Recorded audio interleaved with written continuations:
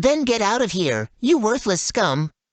I never imagined hearing such words, especially right after buying our new home as newlyweds. My husband, Bob, was extremely kind and gentlemanly when we were dating, but now he acts as if he shed that kind facade, treating me horribly. Since his parents moved in with us, things have become even worse. I feel like I have no allies in this house. But Bob is completely unaware of the true story behind this house and its ownership. It's about time I come clean and tell Bob and his parents the truth. These people, thinking men are superior, are in for a shock. How dare they tell me to leave? They'll soon realize they're too late. My name is Sarah. We got married just last year. Before getting married, my days were filled with going back and forth between work and home, and I had often wondered about my future. Seeing my high school and college friends getting married one after the other, I began to think maybe it'd be nice to share my life with someone. It's cliché to say, but finding someone is a mix of luck and fate, and things don't always go as planned. However, my life took an unexpected turn. Excuse me, did you drop this key? That simple incident at a mixer led me to meet my current husband, Bob. I had carelessly dropped my house key, and he picked it up for me. Our conversation took off from there. That keychain, did you go to that concert? Yes. A friend invited me, and I became an instant fan. Do you know about it? I'm a huge fan, too. I have the same keychain, but in a different color. Showing me his variant of the keychain, he continued. What a coincidence. I don't know many people who are fans. This is exciting. Same here. Would you like to chat for a bit? Our shared love for the concert and the artist led to a spirited conversation, which then transitioned to a cafe nearby. We exchanged numbers, and our relationship grew quickly from there. Life is full of surprises. Meeting someone with shared interests and getting married made me incredibly happy. Married life was blissful at first, but I distinctly remember the day the storm clouds began to gather. Bob started opposing the idea of me working full-time. People will think I'm making my wife work, you know? Couples working together is the norm nowadays. Besides, I've been working since I graduated from college. You're okay with people thinking I can't provide for you? Saying that, he aggressively bit into his dinner roll. I want to be the main breadwinner, and I want you to primarily take care of the home. So, you want me to be a stay-at-home wife? Yeah, but not entirely. Maybe you could work part-time or something. Just because you say so doesn't mean I'll find a part-time job easily. You were just doing basic clerical work, after all. I'll look the other way until you find something. Just do your best. I didn't understand why, even when I was willing to comply with Bob's wishes, I was still subjected to such demeaning comments. Referring to one's wife as just someone doing basic clerical work and being condescending was unsettling. I began to dread our future together. Luckily, I found a suitable remote job, ensuring a steady income equivalent to part-time work. While Bob earned outside, I balanced work from home with household chores. It seemed to be working out well for a while. But then, something happened that shook our relationship to its core. One day, I overheard Bob on the phone. He seemed quite agitated. Though I couldn't hear the conversation, my curiosity was piqued. Hey, what's been going on since this morning? Did someone call? Yeah. My mom seems to have twisted her ankle falling down the stairs. Apparently, it's worse than she thought, and she can't even walk properly. Oh, that's tough. How long do you think it'll take her to recover? Bob then looked at me with an expression that seemed like he had a bright idea. How about we let my mom stay with us until she heals? It would allow her to focus on her recovery. But if your dad's with her, we don't necessarily need to have her move in with us. Dad's getting on in age. You expect him to handle all the chores and care by himself? Sarah, you're at home, so help out. I couldn't argue with Bob once he put it that way. Sometimes Bob can be very logical, and he tends to bombard me with sound arguments that disrupt my train of thought. I didn't mean it that way. But considering your dad's age and needing to support your mom on top of household chores, it must be a handful. When I was younger, I caused my parents a lot of trouble. It's not exactly paying them back, but I just want to do something for them." Hearing Bob's words, I felt ashamed, realizing I'd only been thinking of myself. "That's very considerate of you, Bob. If that's the case, I'll be glad to help out. But I've only met your parents a handful of times, so the idea of living together, even for a short period, is a bit nerve-wracking." "Don't worry. My mom and dad won't bite. Just be yourself." Bob tried to brush it off with laughter, but in hindsight, I wish I could go back and kick my past self for even considering living together so lightly. It's too reckless to suddenly live with people you barely know. I wish I could warn my past self right now. Initially, living with Bob's parents seemed to go well. However, the harmonious balance began to shift over time. While my father-in-law was all right, my mother-in-law seemed to have an opinion about everything I did. "Sarah, isn't the rice a bit bland?" "I'm sorry. You're not serving this kind of rice in Bob's lunchbox, are you?" "Yes, I often pack leftovers for Bob's lunch." My mother-in-law let out a big sigh and glared at me. "Leftovers in the lunchbox? Aren't you supposed to think about what your husband might want to eat that day and make it fresh in the morning? Just throwing in yesterday's food. Is that such a big deal?" Watching our exchange, Bob, instead of supporting me, sided with his mother. "That's right, Sarah. You're always at home, but you can't even properly prepare lunch. It's a bit disappointing. You can't even fulfill your duties as a wife and still have a full plate of food." I was at my wit's end with the constant nitpicking that felt like a scene from a soap opera. My father-in-law would glance my way when I was being criticized, but quickly look away again. If I continued this way, I felt like I'd mentally and physically break down. Initially, before we got married, we both agreed we wouldn't live with either of our parents. But now, to have them suddenly move in with the newlyweds and face a constant barrage of passive-aggressive remarks, what was this all about? I reached my limit and tried to discuss the situation with Bob. But his evident annoyance became clear. No matter how much I spoke up, Bob wouldn't truly listen. So, I decided to approach my mother-in-law with humility, hoping she might be more understanding. "Can I talk to you for a moment?" "What is it, out of the blue?" To be honest, Bob and I have our way of doing things and our own routines. I thought it might be good to review how we live together and see if there's any advice you could give to help us all get along better. She snorted and turned her head. "Reviewing your lifestyle? Isn't that just a result of your own lack of effort? And casually addressing the mother of the head of the family like that? I'm sorry. I just thought we should try to find a compromise so we can all live together more comfortably."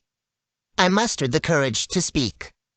If she thought I'd stay silent and let her walk all over me, she was sorely mistaken. I hoped at least that would get through to her. "You're trying to kick me out, aren't you? After all, I'm just trying to teach you since you're clearly lacking. Aren't you even grateful?" "Grateful? Who's teaching you about the customs and traditions of the Johnson family? I've been taking you under my wing and guiding you every step of the way. I'd heard that my mother-in-law also married into the Johnson family, so I wondered how my father-in-law felt about everything. When I tried to catch his eye, he quickly looked away.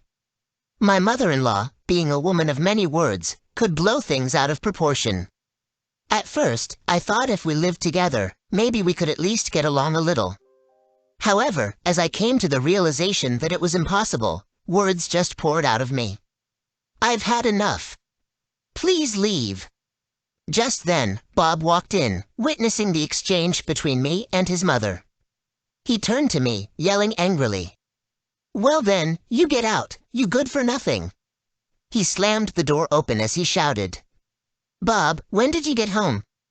I got a message from Mom after I finished work that you were being horrible to her. I rushed home and what do I find? You. But I've tried talking to you so many times.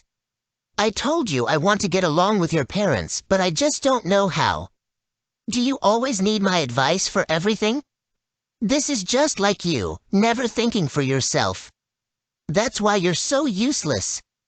He pointed towards the front door, continuing his tirade. "You're not fit to be my wife. Until you apologize and Mom forgives you, I won't either, so get that straight. Is this even real? Listen to me for once. Your stories aren't even worth listening to. I've said it before, just get out." His father, who was sipping tea nearby, avoided making eye contact with me. I remember the brief moment when he looked up. His expression was one of unease. Deep down, I was elated that my husband finally said what he wanted to. Holding back my laughter, I decided to remind Bob of some facts. "Wait, did you forget?" "Forget what?" "Do you not remember everything we went through to buy our house?" That was the story of our journey to homeownership. Right after getting married, we started looking for a place to stay and eventually settled on buying our own home. I would have been fine with renting, but Bob was insistent on purchasing a house or apartment. Why not rent for a while? There's so much uncertainty with possible job transfers and children. Plus, saving up some more might get us a better house down the line. Rent? Why would we live in a rental? It's a once-in-a-lifetime purchase, right? Maybe if we save up a little more by renting first, we could get a better home. Bob slammed his hand on the table, raising his voice. That would be too late. With our marriage, I want to act like a proper head of the household. Don't you understand that? Just because you buy a house doesn't mean you've achieved everything. But if you feel that strongly about it, I won't oppose. Still, why are you so obsessed with getting a house right now? Bob responded, clearly agitated. A junior colleague at my office got married last year and bought a house soon after. Oh, the one you transferred here a few years ago? The one you often talk about? Yeah, he came here 3 years ago. Despite being bad at his job, he was sharp about this. I just can't stand that. I was taken aback by Bob's unexpected response. I decided to ask him for more details. Why can't you stand it? Normally, juniors should follow their seniors' lead. If they can't follow this simple hierarchy, how can they be trusted with work? Don't you think so? Everyone's different, Bob. Honestly, I was a bit put off by Bob's apparent jealousy and vanity. However, I knew he had a strong resolve, and once he made up his mind about something, there was no changing it. But the real shock came when we were about to sign the contract and found out we couldn't have the house in Bob's name. I'd been working hard in this company right out of college, moving all around the country. There's no way I can't get a simple home loan. There's gotta be some mistake. While Bob was causing a scene, I scanned the document handed to me. At a glance, it stated that there were issues with Bob's credit history, making it impossible to secure a loan. I wondered if maybe we could secure the loan if it was in my name instead of Bob's. I decided to suggest this to him. However, explaining the details to a panicked Bob seemed futile. You just want a mortgage for our house, right? We can request another review with your name, but how about also trying with mine? You think they'd give a loan to a woman? It might be a long shot, but it's worth a try, right? If it goes through the second time, we'll be able to buy our house. I tried to calm a shocked Bob and decided to request another credit check, this time for both of us. To ensure Bob wouldn't be shocked by the results, we had them sent to my parents' place in the neighboring town. Soon, I got the news from my family. The assessment showed that a contract could be made if it was under my name. Unexpectedly, we could secure the contract in my name, and I was relieved when we found out we could get enough for our home purchase. Regardless of whose name it's under, we're buying this house together. I didn't want to ruin his mood, so I only told Bob that we could secure the loan and kept the details about the names a secret. So, in the end, there's no problem securing the loan, right? Yeah, now we can finally have our dream home. All's well that ends well. I knew it. There had to be a mistake. How could they deny a contract to someone who's been with a major corporation for years? Name value matters, doesn't it? I didn't want to burst the now upbeat Bob's bubble. Truth be told, the house contract and mortgage are all in my name. Now, the reason we had to secure the home loan in my name and not Bob's is significant. Bob's carefree nature. I knew he'd previously borrowed student loans, but hadn't always paid them back on time. I won't forget seeing his apartment's mailbox stuffed to the brim with letters. Don't you check your mail? You might have some urgent or important stuff in there. I'll check when I feel like it. Sarah, you really notice the little things. Back then, I couldn't press further, but I did notice some overdue notices. Looking back, our marriage has been full of mishaps. His credit cards often got declined because he didn't keep enough money in the bank. This recurring issue eventually led to his card being terminated. When I noticed credit card bills cluttering our home table, some were already overdue by 6 months. Hey, about those letters on the table. The ones with the payment slips? I'm not sure about them. I'm too busy. Can you handle it? Can't you just take a look at what it's for? Suddenly, Bob became irritated and grumbled his way to the bedroom. I've got work to do. Can't you handle such trivial matters? I'll never forget how he just carelessly shoved his responsibilities onto me without even giving it a proper look. I went and made the payment as he asked, but given the significantly overdue deadline, it was no surprise his credit card was no longer usable.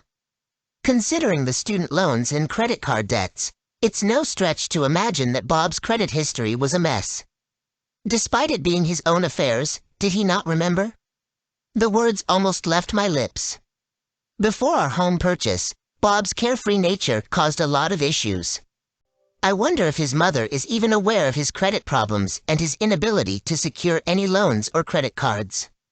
Bob, seemingly recalling something after hearing my words, wore a startled expression. You're not saying the house contract is under your name, right? There's no way you, a woman, could handle that. Then, noticing Bob's demeanor, his mother chimed in. What's the matter? This house belongs to Bob, the head of this family. You should just leave if you have an issue. Since when did this house become Bob's? It's always been his from the start. In fact, if you want to stay, maybe you should get on your knees and beg. For his mother to say something so ridiculous. Ignorance is a sin, and it's embarrassing. It felt like that phrase was made for her. Could you please stay quiet for a moment? If it makes you feel better, you can kneel before me right now. Why should Bob or I bow down to the likes of you? I got up from the chair and muttered to myself. Where should I start explaining to her? Suddenly, Bob grabbed my shoulder and exclaimed, Stop it! Don't say anything unnecessary to Mom. What's the problem here? Ignoring their voices, I moved away from the dining table and went to retrieve some documents from the safe in the next room. Take a look at these. They were made when we bought the house. His mother briefly glanced at the papers, then tossed them aside. His father picked them up and started scrutinizing them. Sighing, he looked at me, probably pondering something. Is this some contract or something about the house that Bob bought? Look closely. Both the mortgage and the ownership of this house are under my name. His mother almost jumped out of her seat. That's impossible. There's no way a woman could have a contract over the man of the house. Well, it's the truth. All thanks to Bob's careless personality, though. Who are you calling careless? She closed the gap between us in a rush. If she's going to push it this far, it's time to lay all the cards on the table. You mean to tell me you haven't noticed Bob's recklessness? He rarely meets any payment deadlines, and I've had to cover for him most of the time. You really can't believe that? He's been out of the house since high school, so I have no idea about his life after that. And so what if he made a few mistakes at home? Why make a big deal out of it? I handed her a document detailing his credit history. What's this paper? It shows that Bob has no financial integrity because he's careless with money and deadlines. Integrity? What are you talking about? You really don't know? If you did, you'd realize how embarrassing it is to a money and act like everything's fine. His father was glaring fiercely at both Bob and his mother. I had never seen him look so intense. He's usually reserved and avoids making eye contact. Bob and his mother, on hearing my words, turned beet red and started trembling. What I was telling them had shaken them to their core. You badmouth your own husband. Don't you think you're lacking the awareness of being a wife? His mother always sides with Bob, but there's a limit. I pulled out an envelope. It's not just Bob, ma'am. Taking and spending someone else's money without permission is the start of theft. So now you're calling me a thief? That's a terrible accusation. Who's the real thief here, trying to steal my son from me? She seems upset, thinking I stole Bob from her through marriage. But I calmly told her, there are some strange charges on my credit card statement that I don't recall making. Doesn't that seem odd to you? Why are you pinning this on me? Don't blame others. She's still trying to play innocent. Talk about not knowing when to quit. Didn't you use my credit card at the convenience store near the station last week? Turns out, an acquaintance of mine works there and saw you. You're lying, right? Do you think I am? I can even tell you what you paid for. Want me to list it?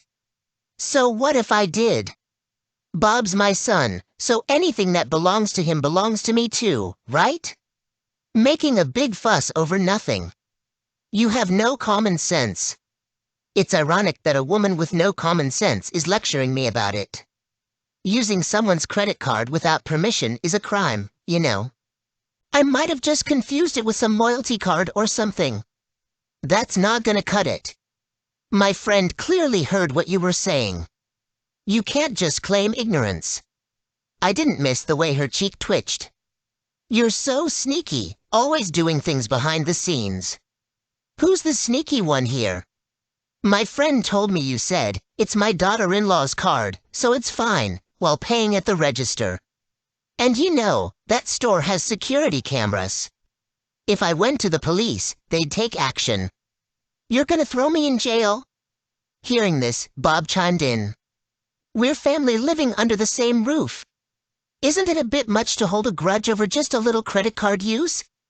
With all the nonsense, I just wanted this to end. I took out my phone and said, I've reached my limit living with the two of you. Let me say it one more time. Leave my house. As I said this, I showed them the phone screen, ready to call the police.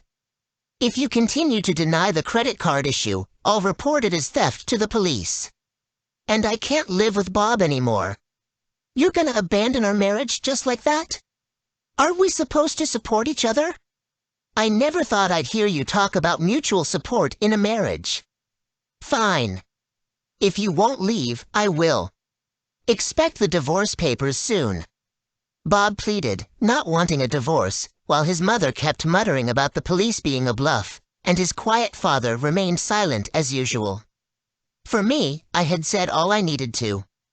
I already consulted with a divorce lawyer, and it was just a matter of letting them handle things.